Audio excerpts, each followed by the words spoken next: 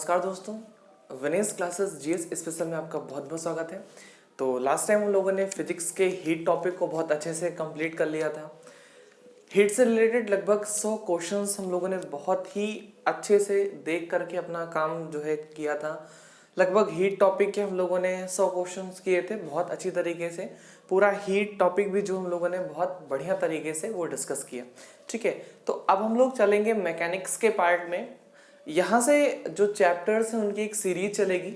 अगर आपने इसमें से एक भी सीरीज मिस कर दी तो हो सकता है जो आगे का आपका सिस्टम हो वो थोड़ा सा गड़बड़ हो जाए। मतलब क्या, आपको आगे की क्लासेस थोड़ी सी कम समझ में आए। इसलिए यहाँ से जो भी रिलेटेड सारे के सारे चैप्टर हैं आप उनको बहुत अच्छे से बहुत ध्यान से पढ़िएगा। ठीक है, अब समझिए हमारी बात को कि हम लोग आज जो है वो पढ़ने वाले हैं गति। ठीक है, हम लोग पढ़ेंगे गति, मोशन, विराम अवस्था, इन सारी चीजों के बारे में हम लोग बहुत डिटेल में पढ़ेंगे। हम यहाँ ऊपर लिख दे रहे हैं। ठीक है, हम लोग पढ़ेंगे विराम एवं गति। विराम एवं गति, ठीक है, ध्यान देना हमारी बात को। हम लोग पढ़ने वाले हैं विराम एवं गति।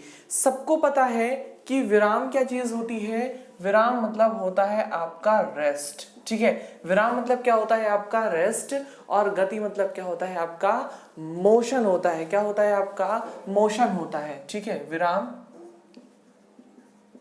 ठीक एवं गति, इसको हम लोग क्या बोलेंगे, रेस्ट एंड मोशन। क्या बोलेंगे इसे हम लोग, रेस्ट एंड मोशन। ठीक है, ध्यान देना एग्जाम में यहां से तो आपके क्वेश्चन बनते ही बनते हैं। 100%, 100% यहां से क्वेश्चन आपका जरूर बन जाएगा। ठीक है, तो आज हम लोग इस चैप्टर को शुरू करना चाहेंगे। बहुत धीरे से बहुत इनिशियली चीज को हम लोग समझेंगे, टैकल करेंगे। जो पहली क्लास होगी एक तरह से ये हमको मतलब समझाने के लिए होती है क्लासेस, कि जो आगे हम लोग चैप्टर में पढ़ने वाले हैं इसका पूरा का पूरा हम लोग एक तरह से प्रोस्पेक्टस बनाते हैं कि इस चैप्टर में इस दायरे में रह करके हम लोग आगे पढ़ना चाहेंगे। ठीक है, तो आज की जो क्लास होगी इंट्रोडक्टिव ही क्लास होगी, लेकिन यहां से मैं आपको सीडीएस के 3 बढ़िया बढ़िया क्वेश्चन कराऊंगा जो कि सीडीएस एग्जाम में पूछे गए हैं। पहली ही क्लास से आपको लगभग 3 क्वेश्चन सीडीएस के एग्जाम में मिल जाएंगे। देखिए, मैं आपको एक सबसे पहले ग्राफ बनाना बताता हूं। देखिए, ग्राफ जब हम लोग सोचते हैं तो हमारे मन में एक डर सा आ जाता है। ठीक है, हमको वो डर खत्म करना है। ग्राफ इट मींस आप अगर कोई चीज ले रहे हो, अगर आप कोई चीज बना रहे हो तो ग्राफ से रिलेट करके बनाए। ठीक है, अगर हम यहाँ पर बनाएंगे स्थिति, ये होती है आपकी वाई एक्सिस। ये क्या है आपका वाई एक्सिस है, और ये क्या है आपका एक्स एक्सिस। ठीक है, अगर यहाँ पर स्थिति ले, है ना, क्या ले हम लोग यहाँ पर पोजीशन ले, क्या ले यहाँ पर हम लोग अगर पोजीशन ले, ध्यान देना यहाँ पर अगर पोजीशन ले, यहाँ पर समय ले, यहाँ पर क्या ले हम लोग समय ले या टाइम ले, या समय ले या टाइम ले। ठीक है, अब देखिए ध्यान देना, ग्राफ जिनको नहीं आता है ये उनके लिए भी बहुत बढ़िया सी क्लास रहेगी।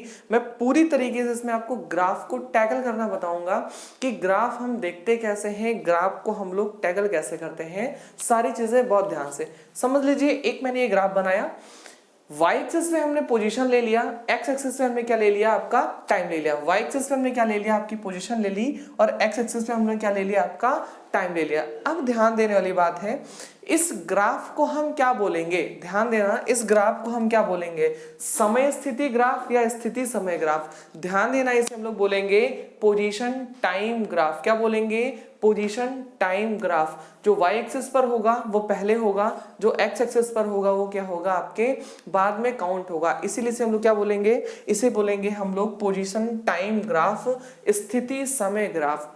मुझे उम्मीद है आपको इतनी बात समझ में आ रही होगी। स्थिति समय ग्राफ, टाइम पोजीशन ग्राफ हम इसे बोल देंगे। ये तो थी आपकी पहली चीज। अब समझिएगा आपकी दूसरी चीज।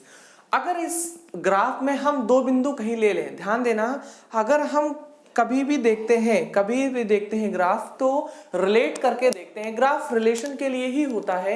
अगर आपसे कोई पूछे ग्राफ क्यों बनाए जाते हैं तो ग्राफ रिलेशन के लिए ही बनाए जाते हैं। रिलेट करके चीजों को आपको बताता है ये कि किस तरह से आप करें। चलिए, मैंने 2 बिंदु ले लिया। ठीक है, मान लीजिए 2 बिंदु मैंने एकदम से क्या ले लिया, पैरेलल ले लिया, एक दूसरे के बिल्कुल से क्या ले लिया, सामने ले लिया, एक दूसरे के क्या ले लिया, सामने ले लिया।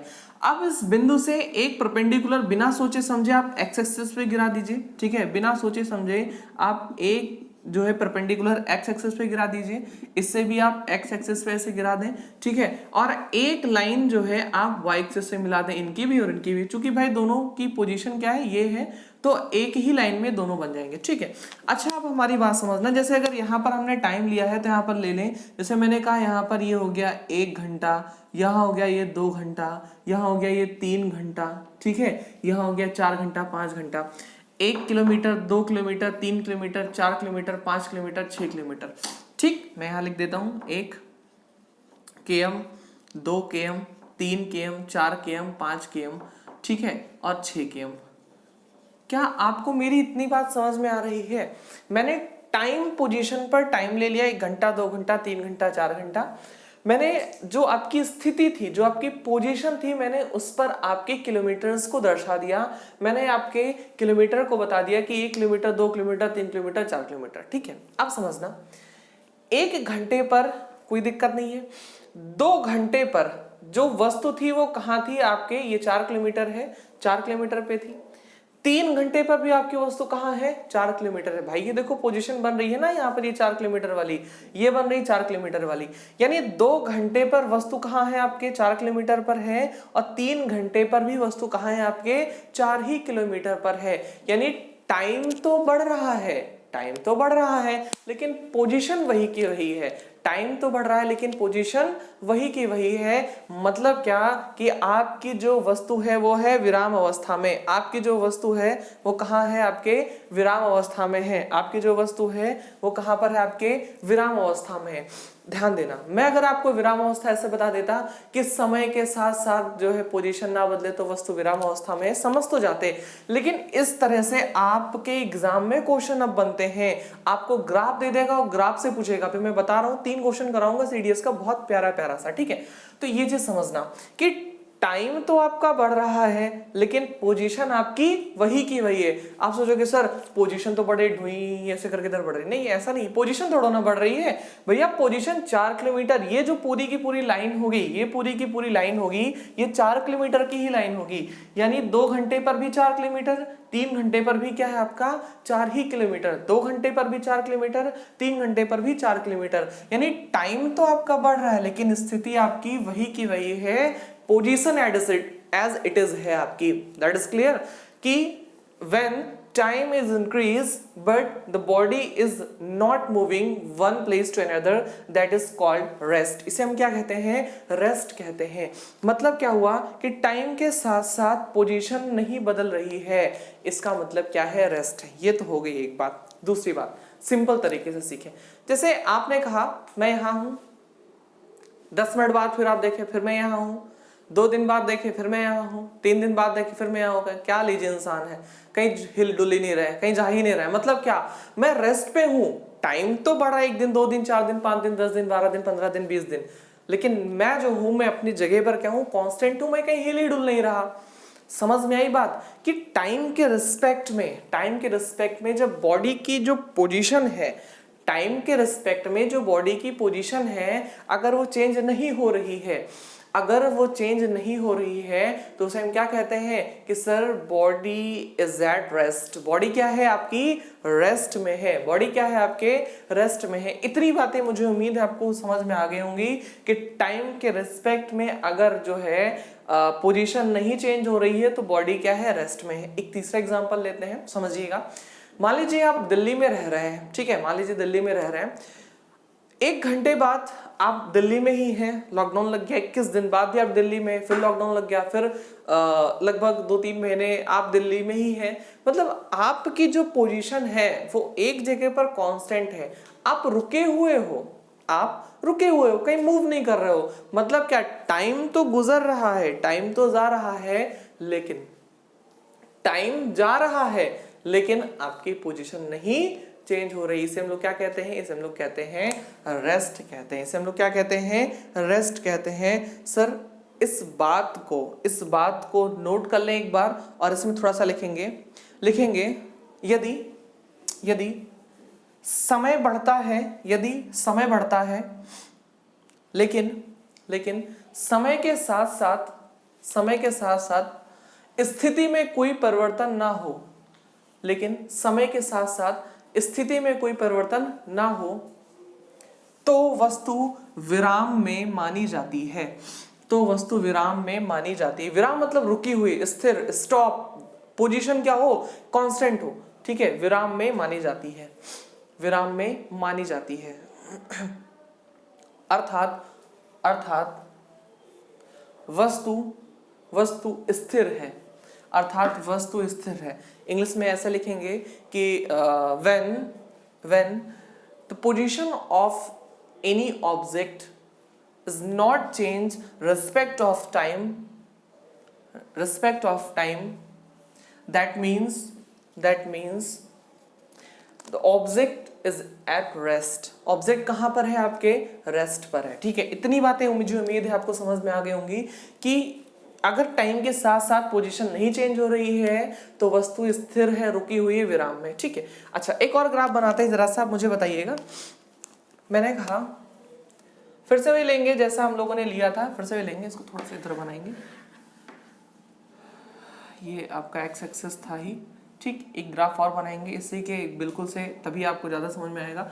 और ग्राफ आप जरूर बनाएंगे, ध्यान देना, अगर आपको ग्राफ बनाना है तो आप जरूर ग्राफ बनाइए, नहीं बनाना है तो भी आप बनाइए, क्योंकि अगर आप ग्राफ बनाएंगे तो आपके जो कॉन्सेप्ट होते हैं वो क्लियर हो जाते हैं। कॉन्सेप्ट क्या होते हैं आपके, क्लियर हो जाते हैं, ठीक है। हम क्या लेंगे, इसको यहाँ पर हम लेते हैं पोजीशन, क्या लेते हैं यहाँ पर हम लोग, पोजीशन ले रहे हैं, ठीक है, या स्थिति ले रहे हैं। यहाँ पर हम ले रहे हैं आपका टाइम, क्या ले रहे हैं, आपका टाइम ले रहे हैं या समय ले रहे हैं, ठीक है। यहाँ पर क्या ले रहे हैं, टाइम ले रहे हैं या समय ले रहे हैं। अब समझना हमारी बात को, ये अभी तक तो सेम वैसा ही है, कोई इसमें अंतर नहीं है, ठीक है। अगर यहाँ पर हम लोग 1 घंटा 2 घंटा 3 घंटा 4 घंटा 5 घंटा ऐसे करते ले लें, यहाँ पर 1 किलोमीटर 2 किलोमीटर 3 किलोमीटर 4 किलोमीटर ऐसे करके हम लोग ले लें, तो अभी तक ग्राफ सेम है, ठीक। मैंने यहाँ पर एक सीधी लाइन खींच दी, ऐसे करके मैंने यहाँ पर एक सीधी लाइन खींच दी, ठीक है। अब आपको ये एग्जाम में पूछा गया था, ये एग्जाम में प्रवणता देकर के पूछे गए थे, प्रवणता 45 है, अभी बताएंगे आगे क्या है कैसे है। तो बताइए वस्तु की स्थिति क्या है, तो ध्यान देना, यहाँ पर हमें समझना है कोई 2 बिंदु लेना है, यहाँ पर हमें कोई 2 बिंदु लेना है। मान लो हमने एक बिंदु यहाँ ले लिया, भैया इसी लाइन पर लेना है, ये नहीं कि यहाँ ले ले, यहाँ ले ले, लाइन पर ही लीजिएगा, ठीक है। एक बिंदु हम यहाँ ले रहे हैं, ठीक है। अब भैया आपको सिर्फ यही काम करना है, एक सीधा क्या करना है, यहाँ पर लंब डाल देना है और एक सीधी रेखा यहाँ तक खींच देनी है। एक सीधा यहाँ पर आपको लंब डाल देना है और एक सीधी रेखा क्या कर देनी है, आपको यहाँ खींच देनी है। यानी यहाँ पर लंब, यहाँ पर क्या हो जाएगी, आपकी एक सीधी रेखा हो जाएगी, ठीक है। फिर से वही हम लोग ले लेते हैं टाइम। यहाँ पर मैंने देखा था ना, यहाँ पर 1 घंटा ले लिया, यहाँ पर आपने 2 घंटा ले लिया, यहाँ पर आपने क्या कर लिया, 3 घंटा ले लिया, 4 घंटा 5 घंटा, यहाँ पर आप ले लिए 1 किलोमीटर, है ना, यहाँ पर ले लिया आप 2 किलोमीटर ले लिए, यहाँ पर आप 3 किलोमीटर ले लिए, ठीक है, 4 किलोमीटर 5 किलोमीटर ऐसे करते बढ़ते चले गए, ठीक। अब देखना हमारी बात, बहुत ध्यान से समझना, हो क्या रहा है, 1 घंटे पर वस्तु की जो स्थिति थी वो 1 थी भाई, 0 0। अगर किसी भी निर्देशांक 0 0 है मतलब वो यहाँ पर था, यानी 1 घंटे पर वस्तु यहाँ थी। अगले 1 घंटे में वस्तु 1 किलोमीटर आगे निकल गई, 1 किलोमीटर से कहाँ पहुंच गई, 1 किलोमीटर। फिर अगले 1 घंटे में वस्तु 1 किलोमीटर से कहाँ पहुंच गई, 3 किलोमीटर पहुंच गई। मतलब 1 घंटे में वस्तु ने यहाँ से यहाँ छलांग मारी, फिर अगले 1 घंटे में वस्तु ने यहाँ से यहाँ छलांग मारी। यानी जैसे जैसे टाइम बढ़ रहा है इसकी पोजीशन भी क्या हो रही है, चेंज होती हुई चली जा रही है। जैसे जैसे टाइम बढ़ रहा है वस्तु के आपकी पोजीशन क्या हो रही है, चेंज होती चली जा रही है। यानी चेंज क्या हो रहा है, आपके टाइम के रिस्पेक्ट में, टाइम के रिस्पेक्ट में आपकी पोजीशन क्या हो रही है, चेंज हो रही है। अगर टाइम के रिस्पेक्ट में आपकी पोजीशन चेंज हो रही है यानी वस्तु कहां पर है, गति में है, यानी मोशन में है। वस्तु क्या कर रही है, गति कर रही है। वस्तु क्या कर रही है, गति कर रही है। तो इस बात को भी लिख लें, इस ग्राफ को बनाएं और ग्राफ के नीचे आप एक लाइन लिखेंगे कि जब कोई वस्तु समय के सापेक्ष अपनी स्थिति को परिवर्तित करती है, जब कोई वस्तु समय के सापेक्ष अपनी स्थिति को परिवर्तित करती है तो वह वस्तु गति में होती है, तो वह वस्तु गति में होती है, तो वह वस्तु गति में होती है। आप समझना, इंग्लिश में ऐसे हम लिख सकते हैं कि when a body change its position with respect of time that is called object in motion. Object कैसी है? आपकी मोशन में है, यानी वो गति कर रही है। इतनी बात को हमारे आप समझिएगा कि टाइम के साथ साथ अगर पोजीशन चेंज हो रही है तो क्या है? ये आपका मोशन है। ठीक है, अब समझना हमारी बात। जैसे आपने देखा कि मान लो कोई ट्रेन खड़ी है ना, आधे घंटे बाद उसको देखा तो खिसक करके थोड़ा और आगे चले गई, मतलब आधे घंटे नहीं, 2 मिनट बाद देखा आपने तो यहाँ थी, फिर वहां चले गई, फिर 2 मिनट बाद देखा फिर और दूर चले गई, फिर 2 मिनट बाद देखा फिर और दूर चले गई। मतलब समय के साथ साथ तो अपनी पोजीशन में कंटिन्यूअसली क्या कर रही है? चेंजेस कर रही है। टाइम के रिस्पेक्ट में कंटिन्यूअस क्या कर रही है? अपनी पोजीशन में वो चेंजेस कर रही है। अगर कंटिन्यूअसली चेंज कर रही है टाइम के साथ साथ कंटिन्यूअसली अगर वो अपनी पोजीशन में चेंजेस ला रही है तो उसे हम क्या कहते हैं? उसे हम कहते हैं कि वो गति में है, यानी वो मोशन कर रही है, गति कर रही है, घूम रही है। इतनी बातें आपको उम्मीद है समझ में आ गई होंगी कि वो क्या कर रही है? गति कर रही है, मोशन कर रही है। अगर टाइम के साथ साथ उसकी पोजीशन बदल रही है तो वो क्या है? गति में है। अगर टाइम के साथ साथ पोजीशन नहीं बदल रही है तो वो वस्तु कैसी है? वो वस्तु स्थिर अवस्था में है, रुकी हुई है, थमी हुई है। इतनी बातें अगर आपको समझ में आ गई हो तो एक बार इसका स्क्रीनशॉट ले लें। स्क्रीनशॉट लेने के बाद ठीक है, फिर हम आगे चलेंगे। या इसको ध्यान दीजिए, इसको नोट आप जरूर कर लीजिएगा। अगर आपने इसको नोट नहीं किया तो फिर आप जो है वो बहुत ज्यादा परेशान हो जाएंगे। याद अभी तो आ रहा है, लेकिन जैसे जैसे आप आगे बढ़ेंगे आप धीरे धीरे बोलते हुए चले जाएंगे। ठीक है, अच्छा मुझे एक बात बताइए, जैसे मान लीजिए, इसी में पूछ लेते हैं, जैसे मान लीजिए कोई इंसान यहाँ पर खड़ा हुआ है, ठीक है, कोई इंसान यहाँ पर खड़ा हुआ है, ठीक, तो ये अगर इन भाई साहब के लिए टाइम के साथ साथ अपने पोजीशन को नहीं चेंज कर रहा है तो क्या ये यूनिवर्स के हिसाब से भी स्थिर रहेगा? मैं ये कहना चाह रहा हूं कि मान लो मैं रेस्ट में हूं, आप देख रहे हो मुझे, मैं रेस्ट में हूं, तो क्या मैं पूरे यूनिवर्स के लिए रेस्ट में हूं? या अगर कोई बॉडी, अगर कोई पिंड रेस्ट में होती है, अगर कोई पिंड रेस्ट में होती है या कोई पिंड गति में होती है तो क्या वो पूरे ब्रह्मांड के सापेक्ष रेस्ट में या गति में होती है कि अलग बात होती है? बहुत ध्यान समझना, मेरे कहने का मतलब है कि अगर कोई वस्तु विराम अवस्था में है, आपको दिख रही है विराम अवस्था में है, अगर वो सिर्फ आपको विराम अवस्था में दिख रही है तो क्या पूरे ब्रह्मांड को विराम अवस्था में दिखेगी?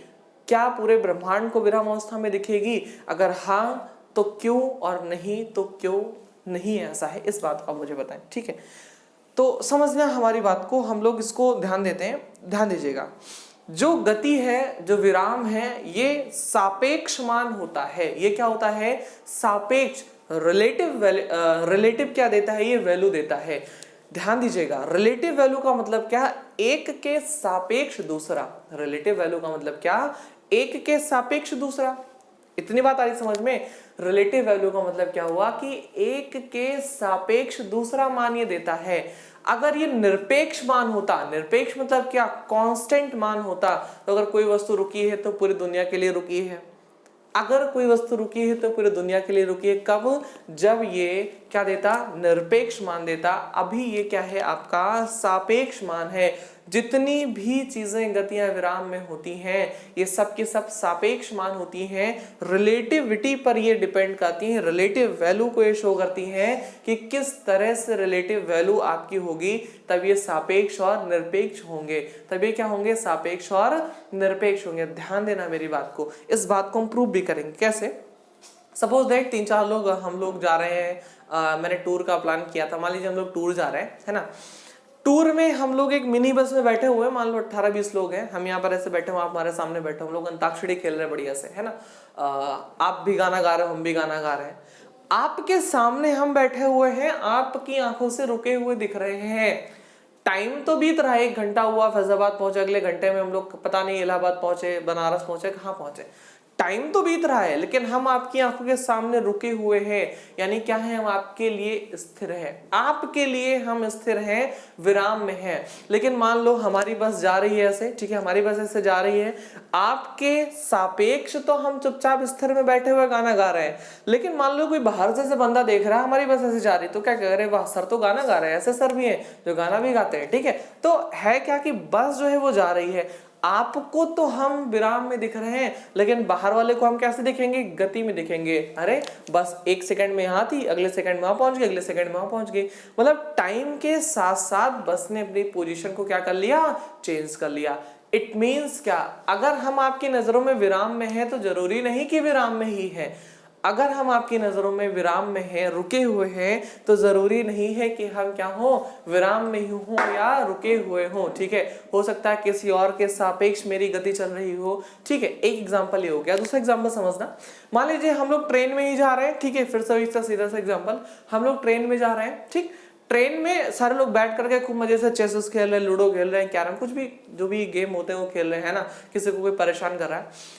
आपके सामने तो हम चुपचाप बैठे हैं, बोले बदमाशी नहीं करो, चुपचाप बैठो, है ना, हम आपके सामने तो बैठे हुए हैं स्थिर अवस्था में, लेकिन जो ट्रेन के बाहर से बंदा देखेगा उसके लिए तो हम मूव कर रहे हैं ना, उसके लिए तो हम मूव कर रहे हैं।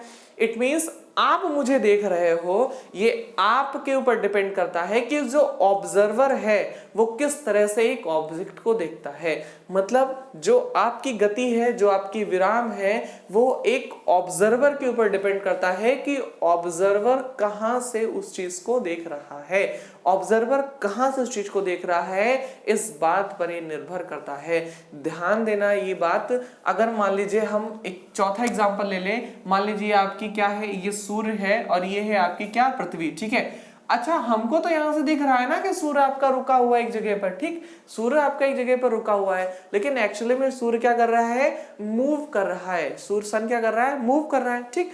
अब ध्यान देना, ये हम पृथ्वी पर हैं, ठीक है, पृथ्वी पर एक चंगू मंगू दो लोग हैं, एक चंगू हो गए, एक मंगू हो गए, ठीक है। चंगू ने मंगू को देखा, दोनों लोग रुके हुए हैं, स्थिर अवस्था में हैं, लेकिन चंगू मंगू क्या, जो कोई सूर्य पर होगा तो चंगू मंगू उसको कैसे लगेंगे कि ये तो चंगू मंगू गोल गोल क्या कर रहे हैं, घूम रहे हैं। तो पोजीशन आपकी, आपकी विराम, आपकी गति, ये निर्भर करती है ऑब्जर्वर पर कि निरीक्षक कौन है, निरीक्षक कहां से चीज को देख रहा है, कैसे चीजों को ऑब्जर्व कर रहा है, इस बात पर निर्भर करता है, इस बात पर निर्भर करता है कि वस्तु रुकी हुई है कि चल रही है। किस बात पर, ऑब्जर्वर की बात पर निर्भर करता है, निरीक्षक की बात पर निर्भर करता है कि वो वस्तु को किस तरह से देख रहा है, कहां से देख रहा है, किस एंगल से देख रहा है। इतनी अगर मेरी बात समझ में आ गई हो तो हम इसके आगे चलते हैं। एग्जांपल आप लिख लेते हैं, लिख लीजिएगा। जैसे ट्रेन में बैठे हुए किसी यात्री को, ट्रेन में बैठे हुए किसी यात्री को सहयात्री, मतलब जो साथ में यात्रा करते हैं, सहयात्री विराम अवस्था में दिखाई देते हैं, सहयात्री विराम अवस्था में दिखाई देते हैं, लेकिन लेकिन लेकिन ट्रेन के बाहर, लेकिन ट्रेन के बाहर से देख रहे व्यक्ति को, ट्रेन के बाहर से देख रहे व्यक्ति को सारे यात्री गति में प्रतीत होते हैं। अर्थात गति और विराम निरपेक्ष मान ना होकर सापेक्ष मान है, निरपेक्ष मान ना होकर सापेक्ष। सापेक्ष को बोलते हैं हम लोग रिलेटिव, निरपेक्ष को बोलते हैं एब्सोल्यूट, ठीक है।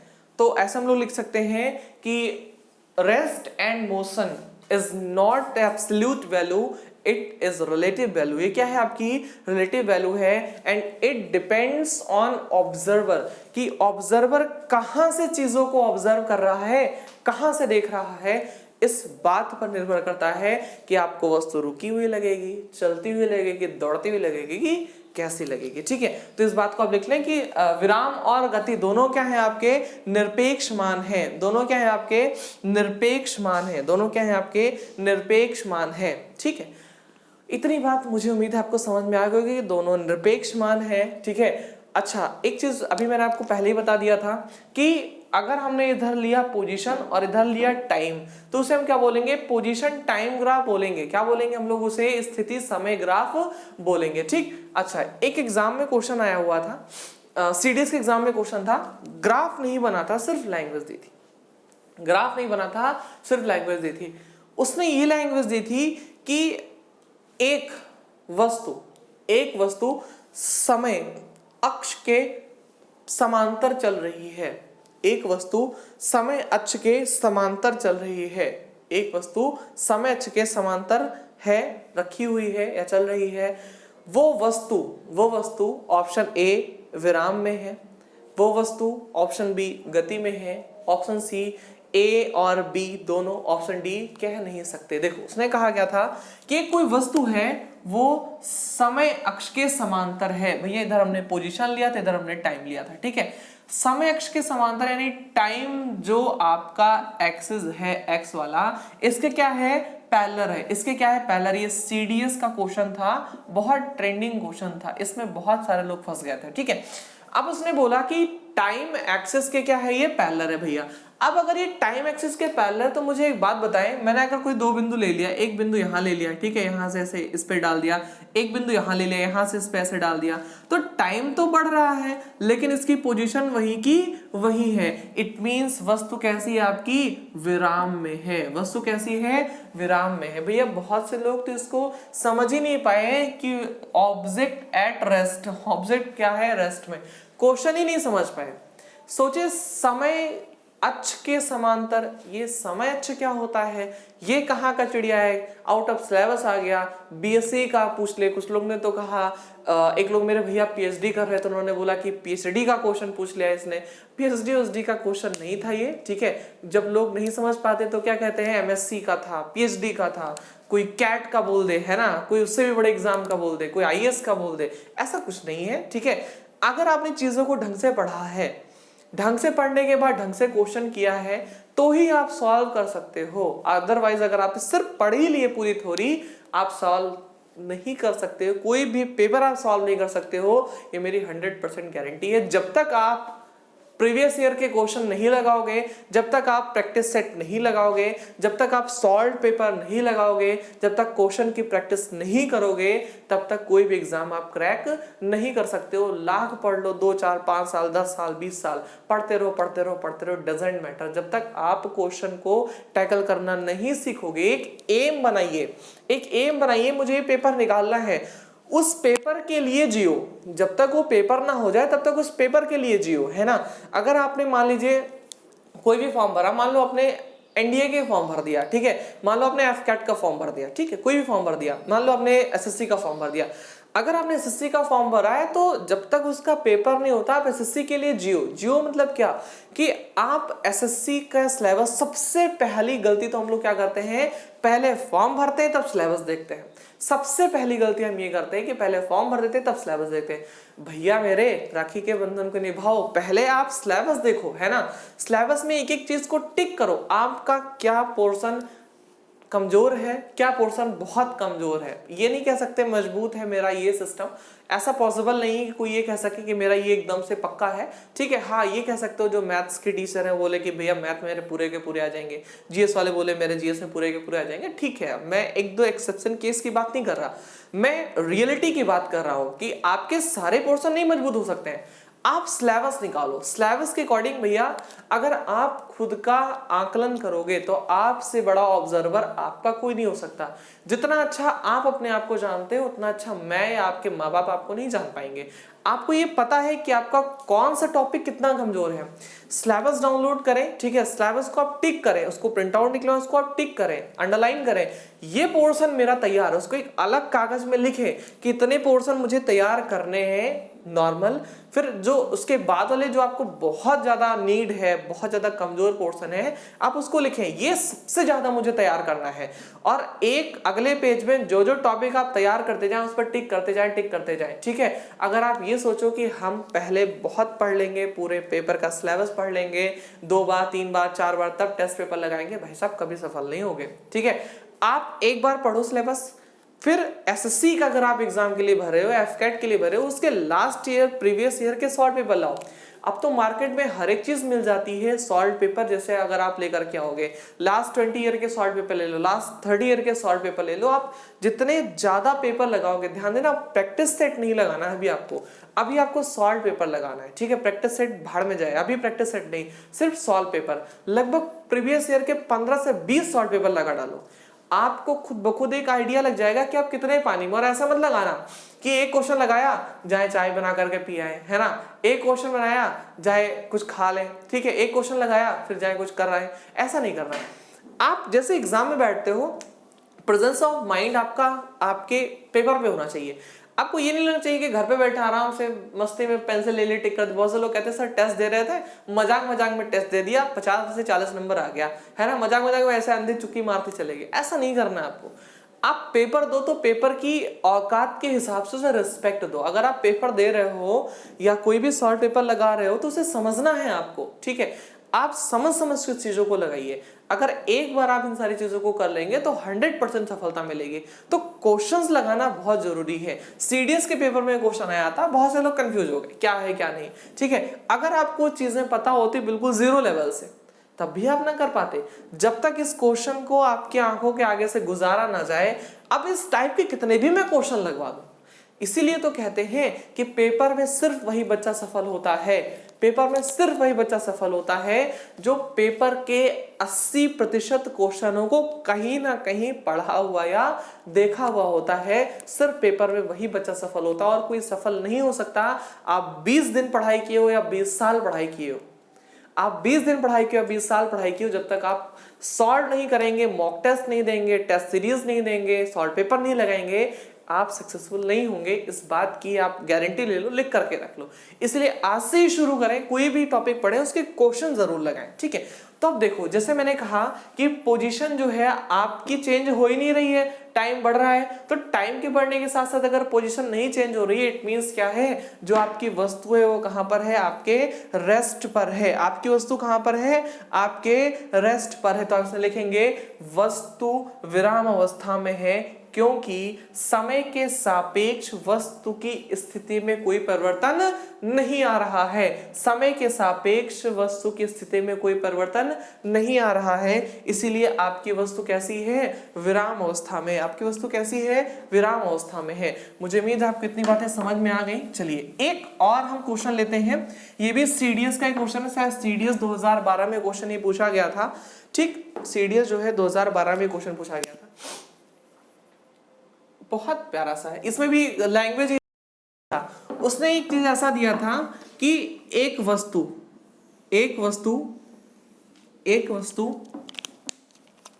यहां पर दिया था आपका पोजीशन या स्थिति, ठीक है, यहां पर दिया था आपका टाइम, ठीक। एक वस्तु स्थिति अक्ष के समांतर है, एक वस्तु स्थिति अक्ष के समांतर है या पोजीशन एक्सिस के क्या है, पैरेलल है। पहला ऑप्शन।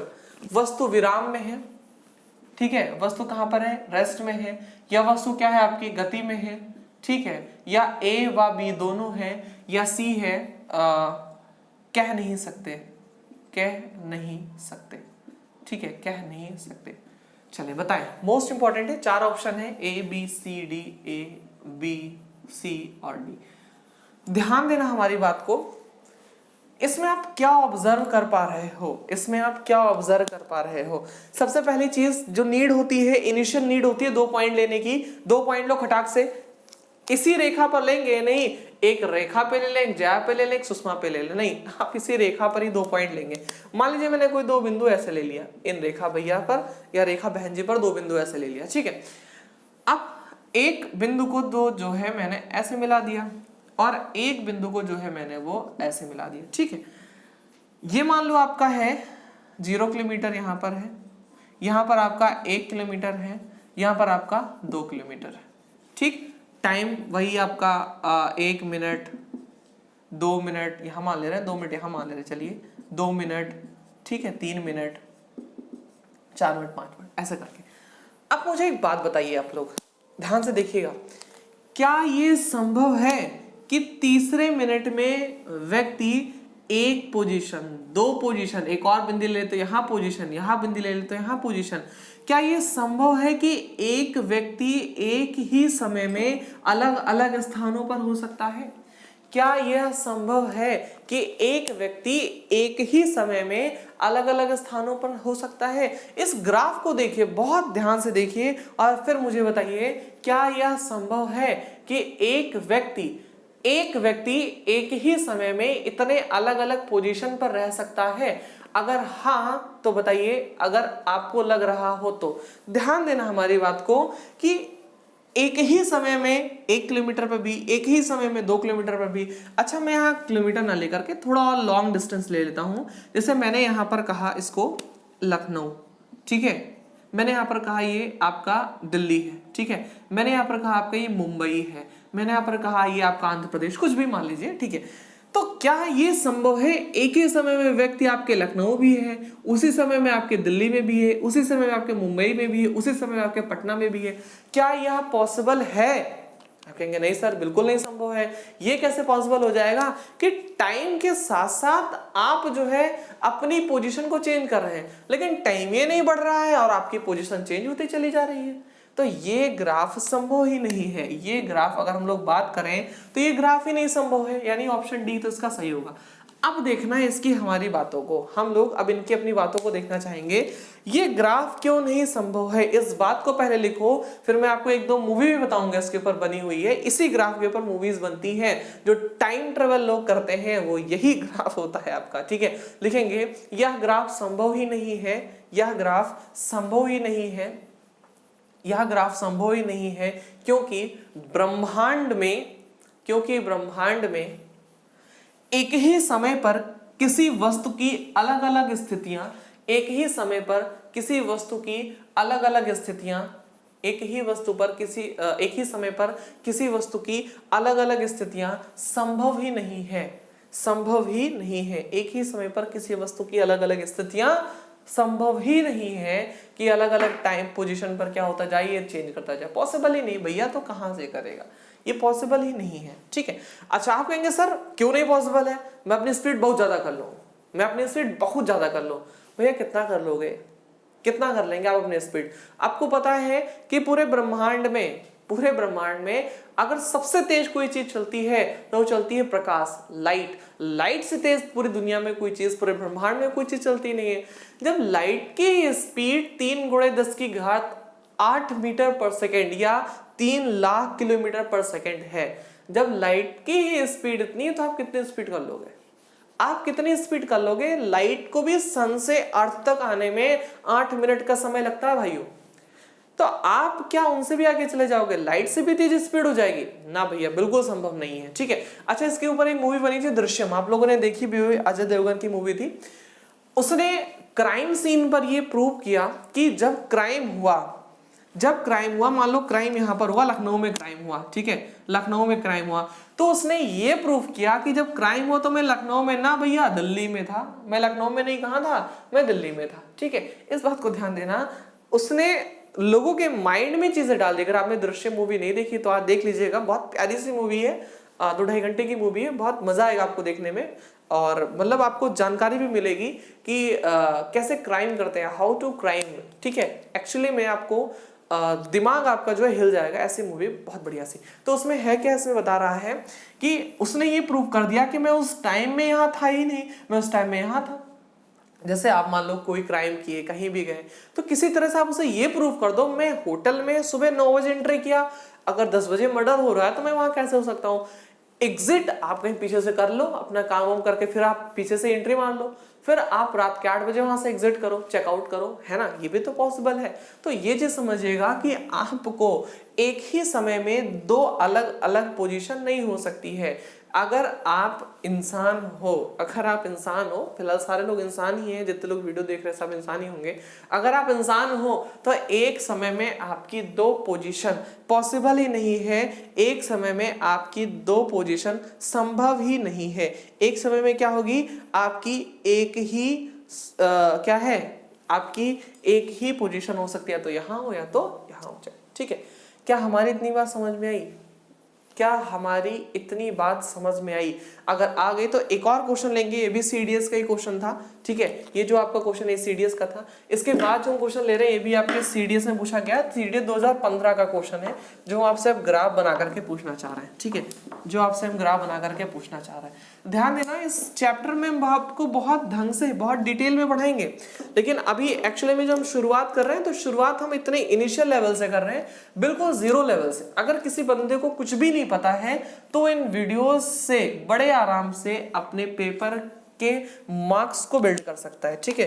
बिल्कुल जीरो लेवल से हम लोग शुरुआत कर रहे हैं, इसलिए परेशान बिल्कुल मत होना आप लोग, ठीक। ये मान लो मैंने कुछ बना दिया, ठीक है, ये मान लो मैंने कुछ बना दिया, इसको और बड़ा कर दे, इसको थोड़ा सा और बड़ा कर दे, ये मैंने ऐसे बना दिया, ये है आपका एक्स एक्सिस और ये है आपका एक्सिस। अब मुझे इस ग्राफ में बताओ जरा सा, अगर मैंने इस ग्राफ को ऐसे बना दिया तो आप मुझे इस ग्राफ को बताएं। हाँ, मैं जहाँ लिखा नहीं, अच्छा एक काम करो, टाइम यहाँ लिख लो। ये ऐसे ग्राफ बना करके पूछा था, time and position, time and position, ये ऐसे ग्राफ बना करके आपसे पूछा था पेपर में सीडीएस 2015 के, ठीक है, ये पूछा था। अब आप मुझे बताओ, अगर ये है तो हम इसको कैसे टैकल करेंगे, क्या करेंगे क्या नहीं करेंगे, बस आप मुझे ये बताएं, बताइए इसको। देखो भैया समझना हमारी बात को, फिर से वही करेंगे, दो बिंदु लेंगे, लेकिन बिंदु लेंगे कहाँ, बिल्कुल से समानांतर लेंगे। अगर मैंने एक बिंदु यहां लिया है, बिंदु मैंने यहां लिया, किसी का नाम अगर बिंदु होगा तो परेशान मत होना, ठीक है। बहुत से लोग तो इंग्लिश में उनको बहुत ज्यादा मतलब नशा चढ़ा रहता है बोलने का, तो क्या कहते हैं, अगर उनकी शादी बिंदु से हो गई तो कहेंगे मेरी शादी तो पॉइंट से हो गई है, ठीक है, पॉइंट। चलिए देखते हैं, ये मान लीजिए मैंने एक बिंदु लिया, एक लाइन खींची ऐसे और यहां पर मैंने डाल दिया परपेंडिकुलर, ठीक है। फिर एक परपेंडिकुलर हम क्या करेंगे, यहाँ से नीचे डालेंगे, ये डाल दिया हमने परपेंडिकुलर, और एक सीधी लाइन क्या कर दी हमने, इनसे मैश कर दी, मिला दी, ठीक है।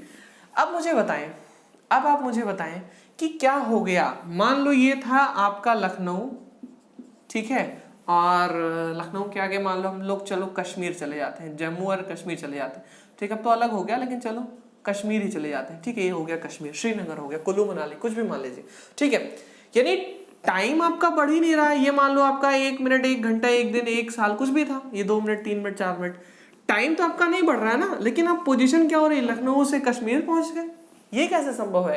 एक ही टाइम पर एक व्यक्ति की दो पोजीशन या एक वस्तु की दो पोजीशन क्या पॉसिबल है? बिल्कुल नहीं पॉसिबल है सर। तो ये भी ग्राफ आपका संभव ही नहीं है।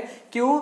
एक ही टाइम पर इसकी दो पोजीशन शो कर रहा है, एक ही टाइम पर इसकी क्या कर रहा है, दो दो पोजीशन शो कर रहा है, जो कि एग्जिस्ट ही नहीं करता है, जो कि क्या एग्जिस्ट ही नहीं करता, मान्य ही नहीं रखता है। तो हम ये कैसे कह दें कि ये ग्राफ सही है? सर ये भी ग्राफ क्या है आपका, पूरा का पूरा गलत है। ये भी ग्राफ क्या है आपका, पूरा का पूरा गलत है। ठीक है, तो आज के लिए हम लोग क्लास यहीं पर रखते हैं। अब समझिएगा, हम लोगों ने गति को पढ़ा बहुत अच्छे से, सारी चीजों को कंप्लीट कर लिया। ठीक है, गति को पढ़ा, रेस्ट को पढ़ा, ग्राफ से समझा, एग्जाम्पल के थ्रू समझा, इतनी सारी चीजें हम लोगों ने जो है वो कवर कर ली। ठीक, अब हम लोग क्या करेंगे, अगली क्लास में जब हम लोग मिलेंगे तो इसी के आगे के चैप्टर को हम लोग देखेंगे। तब तक के लिए घर में सुरक्षित रहें। Thank you for watching full video. Thank you.